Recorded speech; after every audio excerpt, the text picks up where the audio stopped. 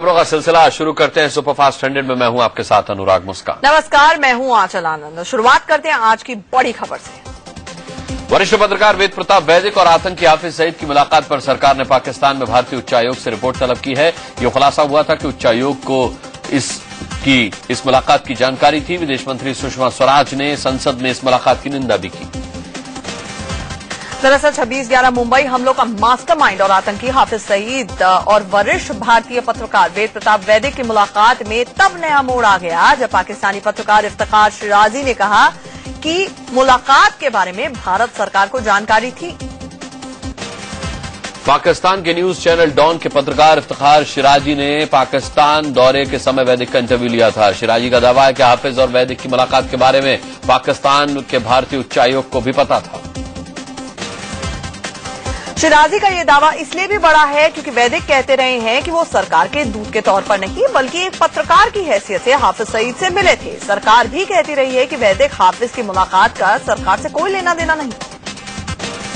इस बीच पाकिस्तानी पत्रकार इफ्तिखार शिराजी के दावे को वेद प्रताप वैदिक ने खारिज किया। उन्होंने कहा कि हाफिज से उनकी मुलाकात के बारे में भारतीय उच्चायोग को पता नहीं था।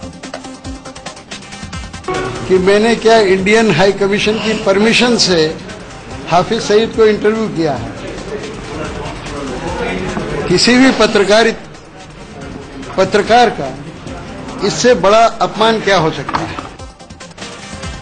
वैदिक ने कहा कि अगर भारतीय उच्चायोग को हाफिज सईद से उनकी होने वाली मुलाकात के बारे में जानकारी थी तो उच्चायोग ने इस बारे में उन्हें बताया क्यों नहीं था। अगर इंडियन हाई कमीशन को पता था तो इंडियन हाई कमीशन मुझे तो बताता है। हाफिज सईद ने हमारे हाई कमिश्नर को फोन किया क्या कि मैं मिलने आने वाला हूं। वेद प्रताप वैदिक ने यह भी कहा कि अगर पाकिस्तानी पत्रकार इफ्तिखार शिराजी को ज्यादा जानकारी है तो वो भारत सरकार और संसद को जानकारी दें।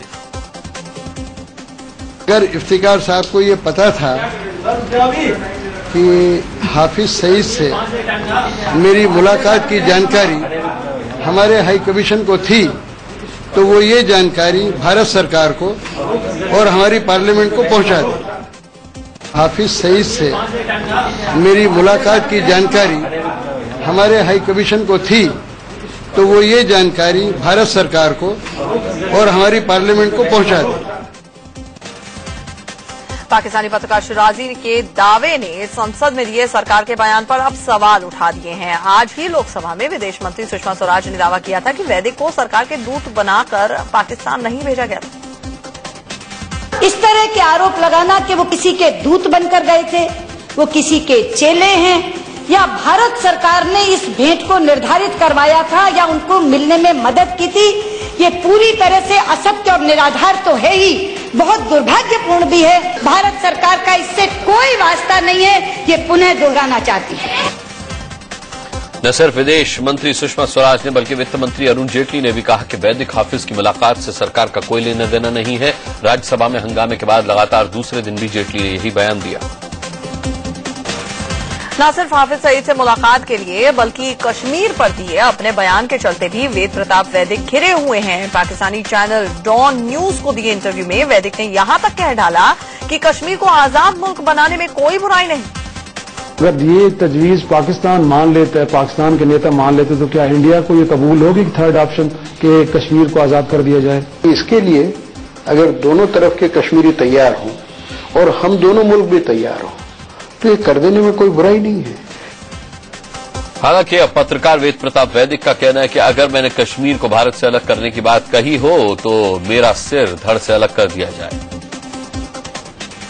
कश्मीर पर अगर मैंने ये कहा हो कि कश्मीर को भारत से अलग कर दिया जाए तो मैं आपसे कहता हूं कि मेरे धड़ से मेरे सिर को अलग कर दिया जाए। ये मैंने कभी कहा ही नहीं। क्या वरिष्ठ पत्रकार वेद प्रताप वैदिक के कश्मीर पर दिए बयान और आतंकी हाफिज सईद से मुलाकात पर आज भी संसद के दोनों सदनों में जमकर हंगामा हुआ। हंगामे के चलते लोकसभा और राज्यसभा की कार्रवाई कई बार बाधित हुई। विपक्ष वैदिक की गिरफ्तारी की मांग तक कर रहा है। कांग्रेस नेता गुलाम नबी आजाद ने कहा कि सरकार वैदिक पर कार्रवाई करने से बच रही है। उन्होंने कहा कि जब यासीन मलिक हाफिज सईद से मिले थे तो बीजेपी ने यासीन की गिरफ्तारी की मांग की थी, लेकिन वैदिक के केस में वो चुप है।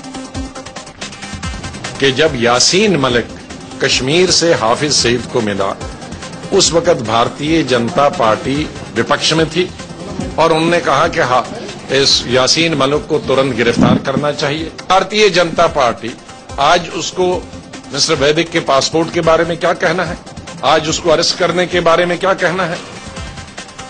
वेद प्रताप वैदिक के कश्मीर पर दिए बयान से बीजेपी की अहम सहयोगी शिवसेना भी भड़क उठी है। शिवसेना के प्रवक्ता संजय राउत ने तो यहां तक कह दिया कि वैदिक को पाकिस्तान ही भेज दें।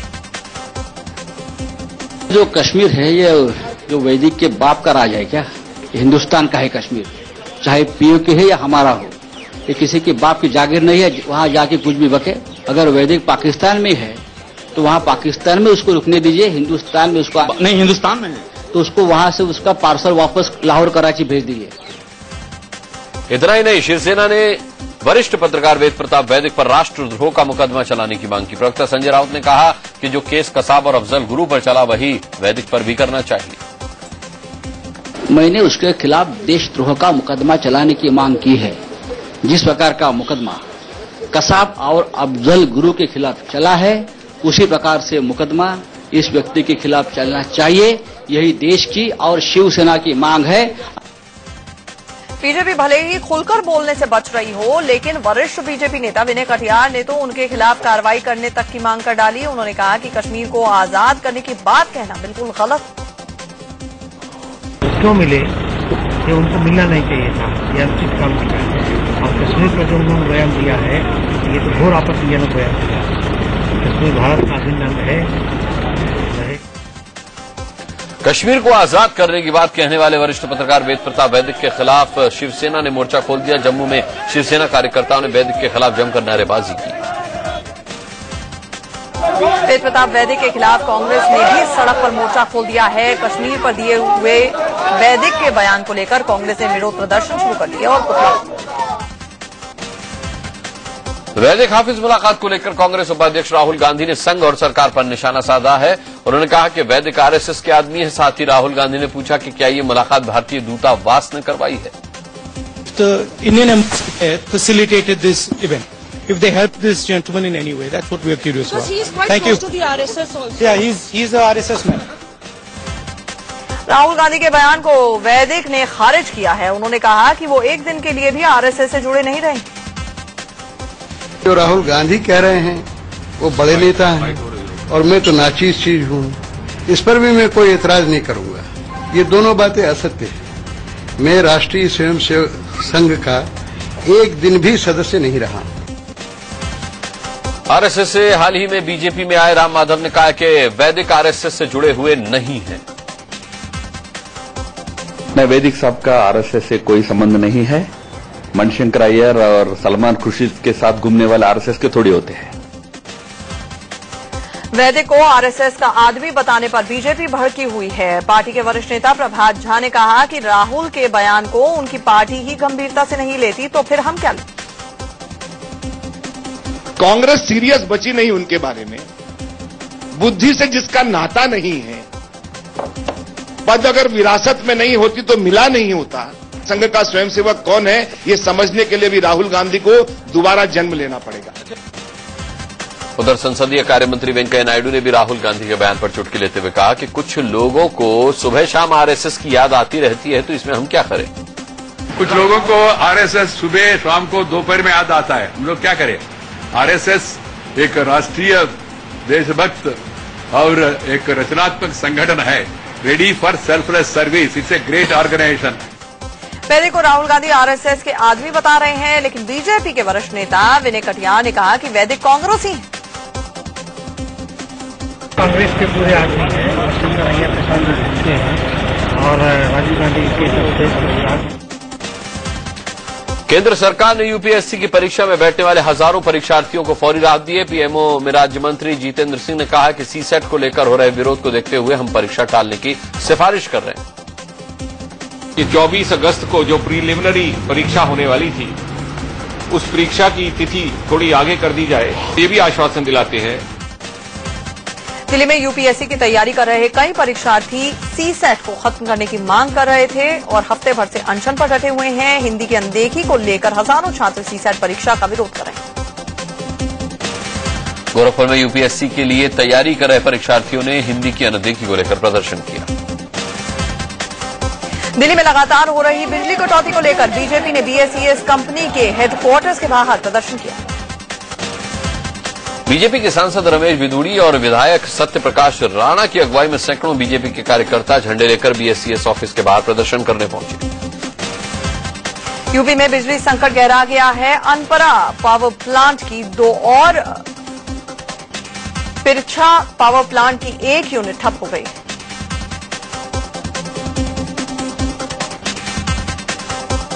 इन पावर प्लांट्स में आई खराबी को पूरा करने में कम से कम 3 से 5 दिन का समय लग सकता है।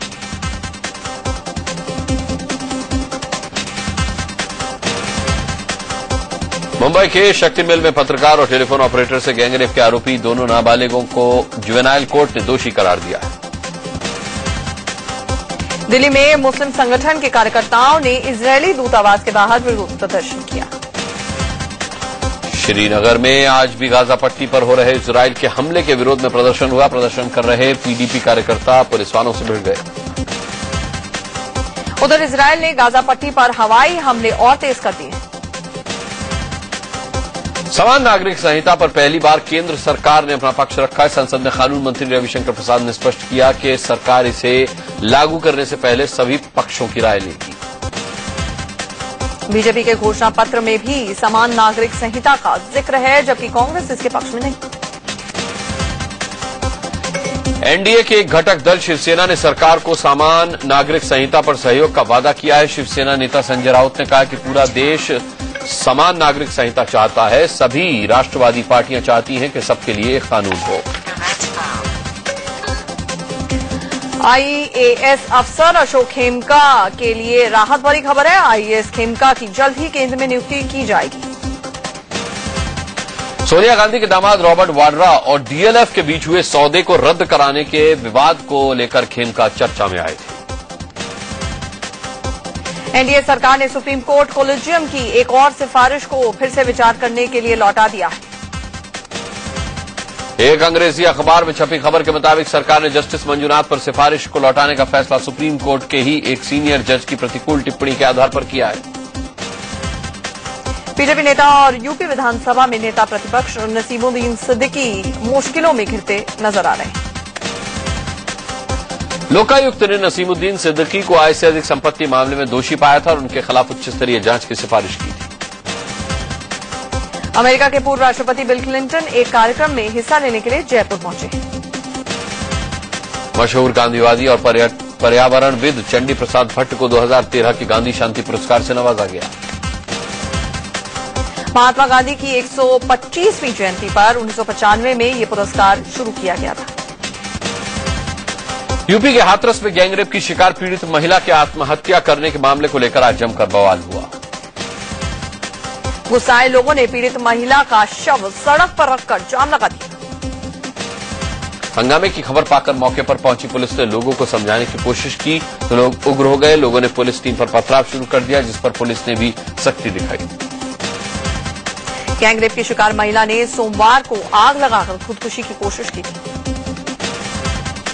मुंबई में आज भी हाई टाइड आया। दोपहर करीब 2:28 पर समंदर में हाई टाइड आया और करीब 5 मीटर ऊंची ऊंची लहरें उठी।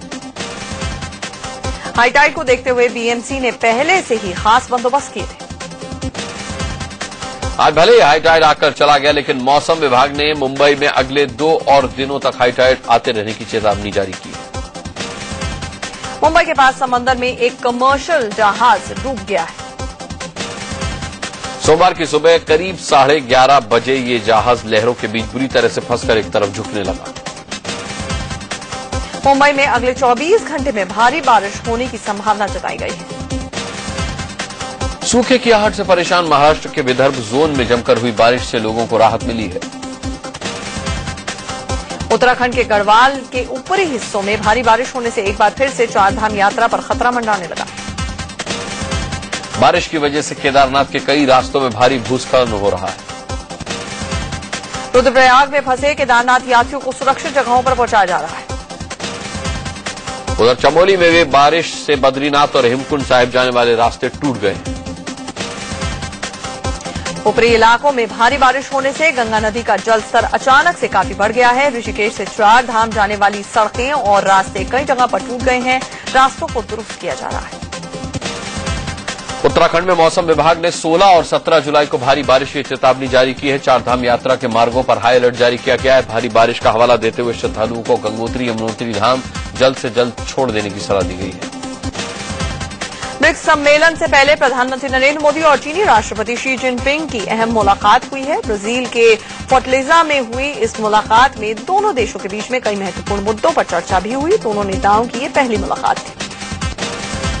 बैठक में भारत चीन ने आपसी सीमा विवाद पर भी चर्चा की। दोनों देशों के प्रमुखों ने आपसी बातचीत के जरिए सीमा विवाद सुलझाने का फैसला किया। पीएम नरेंद्र मोदी ने दोनों देशों के बीच आपसी विश्वास बढ़ाने पर जोर दिया। पीएम नरेंद्र मोदी ने चीन के साथ कारोबार बढ़ाने पर भी जोर दिया है। उन्होंने चीनी निवेश में बढ़ोतरी की बात रखी है। साथ ही पर्यटन को बढ़ावा देने पर भी बात। पीएम नरेंद्र मोदी और चीनी राष्ट्रपति शी जिनपिंग के बीच ये मुलाकात 40 मिनट ही तय थी, लेकिन बातों का सिलसिला शुरू हुआ तो करीब 80 मिनट तक बैठक चलती रही। It was a meeting which, as many of you are aware, was scheduled for approximately 30 to 40 minutes. It went well beyond the schedule. In fact, it was a meeting which lasted approximately 80 minutes. Modi ने चीनी राष्ट्रपति से हुई इस मुलाकात को खास बताया और कहा कि ब्रिक्स सम्मेलन से पहले हुई इस मुलाकात का विशेष महत्व है। पीएम नरेंद्र मोदी ने अपनी चुनावी जीत के बाद चीनी दूत के भारत भेजे जाने को लेकर चीन को शुक्रिया भी कहा। पीएम नरेंद्र मोदी ने पिछले दिनों उपराष्ट्रपति हामिद अंसारी और भारतीय आर्मी चीफ विक्रम सिंह को चीन में मिले विशेष सम्मान के लिए शुक्रिया भी जताया। बैठक के दौरान चीन के राष्ट्रपति ने प्रधानमंत्री नरेंद्र मोदी को चीन आने का न्योता दिया, जिसे मोदी ने कबूल कर लिया। वो नवंबर में चीन जाएंगे, तो वहीं चीन के राष्ट्रपति सितंबर में भारत दौरे पर आएंगे। ब्रिक्स सम्मेलन के बाद प्रधानमंत्री नरेंद्र मोदी 16 जुलाई को ब्राजील की राजधानी ब्राजिलिया में दक्षिण अमेरिका के नेताओं से भी मुलाकात करेंगे। दिल्ली के कोंडली से आम आदमी पार्टी के विधायक मनोज कुमार पर जीटीबी अस्पताल के महिला गार्ड से बदसलूकी का आरोप लगाए। विधायक मनोज कुमार अस्पताल में एडमिट पार्टी के कार्यकर्ता से मिलने गए थे। इसी दौरान उनकी महिला गार्ड से झड़प हो गई। आप विधायक मनोज कुमार ने खुद पर लगे आरोपों को बेबुनियाद बताया है। उन्होंने कहा है कि वहां मौजूद गार्डों ने मेरे साथ बदसलूकी और मारपीट। मनोज कुमार अस्पताल में एडमिट पार्टी के कार्यकर्ता से मिलने गए थे। इसी दौरान उनकी महिला गार्ड से झड़प हो गई। आप विधायक मनोज कुमार ने खुद पर लगे आरोपों को बेबुनियाद बताया है। उन्होंने कहा है कि वहां मौजूद गार्डों ने मेरे साथ बदसलूकी और मारपीट की है और धक्का देकर उन्हें बाहर कर दिया। वाराणसी से इलाहाबाद रेल रूट के बीच उस समय एक बड़ा हादसा टल गया जब मुंबई जा रही महानगरी एक्सप्रेस 2 हिस्सों में बंट गई। हादसे के बाद रेलवे के अधिकारियों ने फौरन घटनास्थल पर पहुंचने के बाद राहत और बचाव का काम शुरू किया। गनीमत ये रही कि हादसे में कोई भी हताहत नहीं हुआ। नोएडा के सेक्टर 59 में बिजली विभाग की लापरवाही से एक लाइनमैन की मौत हो गई। लाइनमैन ट्रांसफार्मर सुधार रहा था, तभी अचानक बिना पूर्व सूचना के बिजली ऑन कर दी गई। तारों पर बिजली आने से लाइनमैन की मौत हो गई। दिल्ली में बेखौफ बदमाशों ने डीटीसी के मिलेनियम बस डिपो के कंट्रोल रूम से 7 लाख रुपए लूट लिए। बदमाशों ने विरोध करने पर डीटीसी के कैशियर को ताबड़तोड़ चाकुओं से भी गोदकर घायल कर दिया। बदमाशों की संख्या 5 से 7 बताई जा रही है। बस डिपो के कैश सेक्शन में रोज 2 कैशियर होते हैं, लेकिन वारदात के वक्त सिर्फ एक ही मौजूद था। बदमाशों ने कमरे में रखा 7 लाख रुपया भी लूट लिया। हैरानी की बात तो यह है कि डीटीसी के मिलेनियम बस डिपो में रोजाना 8 से 10 लाख कैश मौजूद होता है, लेकिन उसकी सुरक्षा की कोई व्यवस्था नहीं होती। यहां तक कि डिपो में कोई भी पूरे टाइम मौजूद नहीं रहता। गाजियाबाद में पुलिस ने 4 शातिर ठगों को गिरफ्तार करने में कामयाबी हासिल की है। ये शातिर खुद को सीबीआई या क्राइम ब्रांच के अधिकारी बनकर महिलाओं से गहने ठग लेते थे। दिल्ली के मंडावली इलाके से अपहरण हुए बच्चे को पुलिस ने सुरक्षित बरामद कर लिया है। बताया जा रहा है कि बच्चे की केयरटेकर महिला ने अपने सहयोगियों के साथ मिलकर अपहरण की साजिश रची। पंजाब के कपूरथला में एक शिक्षिका के चेहरे पर बाइक सवार शख्स ने तेजाब फेंक दिया। तेजाब से गंभीर रूप से झुलसी शिक्षिका को अस्पताल में भर्ती कराया गया। बताया जा रहा है कि तेजाब फेंकने वाला किसी दूसरे स्कूल में अस्थायी टीचर है। लखनऊ के गोमती नगर इलाके में राम नरेश नाम के वकील ने मामूली झगड़े में एक ही परिवार के 3 लोगों को गोली मार दी। मेरठ में एक सनकी लड़के ने छेड़छाड़ का विरोध करने पर लड़की की मां की हत्या कर दी। पुलिस ने आरोपी को गिरफ्तार कर लिया। पंजाब के गुरदासपुर में एक एएसआई को घूस लेते हुए रंगे हाथों गिरफ्तार किया गया। आरोप यह है कि एएसआई जमीन से जुड़े एक मामले को सुलझाने को लेकर एक परिवार से 35,000 रुपए घूस मांग रहा था। परिवार की शिकायत पर पुलिस के आला अधिकारियों ने एएसआई को गिरफ्तार किया। फुटबॉल वर्ल्ड कप जीतने के बाद वतन लौटी जर्मनी की टीम का जोरदार स्वागत हुआ। बर्लिन एयरपोर्ट पर लाखों फैंस विश्व विजेता टीम का दीदार करने पहुंचे थे।